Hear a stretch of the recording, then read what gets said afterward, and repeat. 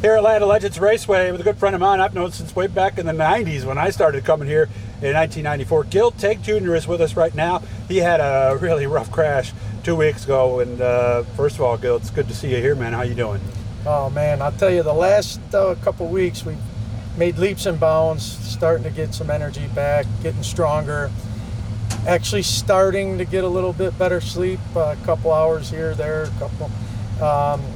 And then coming here tonight, the weather's beautiful. Yeah. This is awesome. It's just a great night to be here. 2 weeks ago, right? Was it 2 weeks No, ago I or think 3? I think this is a month. Is it a month? This is Okay. 4. I believe this would be a month. What exactly happened? I was looking the other way. Next thing I know, I saw you on your side. You know, I was running up on the outside of 1 and 2. I think it was rough, kind of just up off the bottom and through the middle. So, you know, for like 15, 20 laps, I was running the same line. Up on the top of 1 and 2, I come down the back stretch, and I got obviously a little higher than I had, in the previous laps. And I don't know if it was the right front or the right rear. I'm going to say the right front. It got up over that berm, and I've been on that berm 100 times and never thought much of it. I hadn't let out of the gas, and I went to turn to go back down into 3, and once it hit the grass, it was wet. That night it was kind of cool. There was dew on the grass, and the car just took off like a rocket. And at that point, the only thing I second guessed, I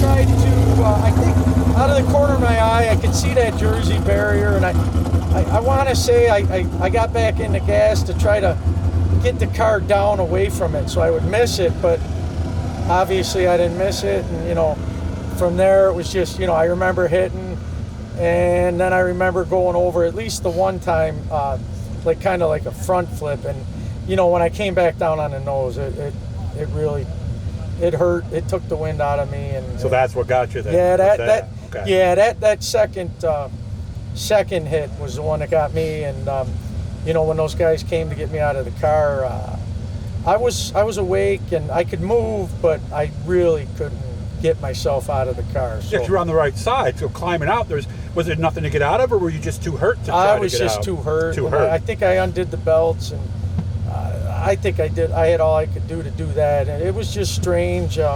Usually I'm out of the car before the wheels are, they're still turning, but not that night.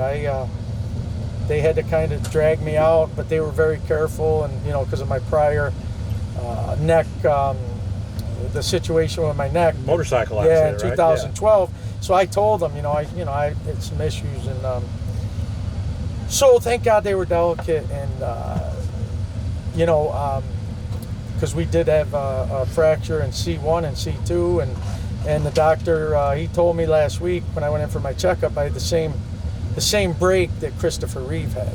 Oh no! So I mean, and that paralyzed yeah, him. he goes, you're very lucky, and the fact that I'm able to move around, and he had a couple things that made me a little nervous, but he said surgery still could be a possibility, but I think that's the chances of surgery are probably pretty low. Good. At least I hope. That's what I read into what he was saying, and but he said I got to wear this brace for 3 months, no doubt. Oh, that long? Yeah, I was hoping. Yeah, it's not fun. You know what though, and it's funny because as much as I hate wearing it, I still can feel when I turn a little bit, or I can still feel Really? the weakness, just Okay. the pain, and it's just if I were to stumble, or I could just Right. it's just not ready. Right.